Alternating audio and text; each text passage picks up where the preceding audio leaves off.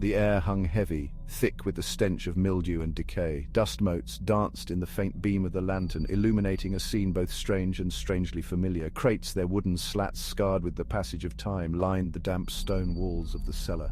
Each crate bore the weight of our expectations, each containing instruments and weapons prepared for an enemy we could barely comprehend.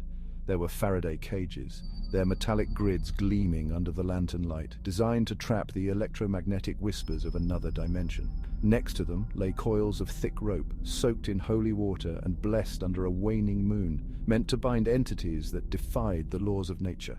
And then there were the guns. Their cold steel, a stark reminder of our mortality, loaded with bullets cast from silver and etched with ancient runes. My uncle, his face etched with years of arcane research and haunted by shadows, surveyed our preparations with a critical eye. He adjusted the Geiger counter, its faint clicks echoing in the oppressive silence of the cellar, a rhythmic counterpoint to the frantic beating of my heart. We were ready, or as ready as one could be, to face the unknown. Our family legacy had led us to this moment, this descent into the bowels of the earth, to confront a horror that whispered through the generations. The silence pressed in on us, heavy and absolute, as we sealed the cellar door behind us.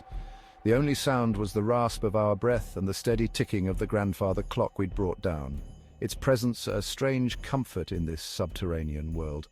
The air grew colder, the dampness clinging to our skin like an unwelcome embrace. The lantern light flickered, casting grotesque shadows that danced across the stone walls, their movements mirroring the growing unease in my gut.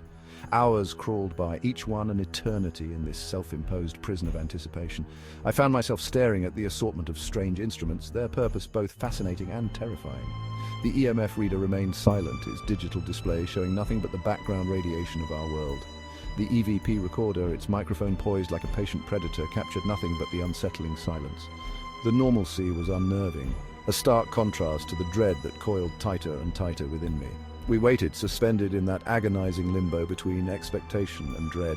The unknown, I realized, was a far more potent monster than anything I could have imagined.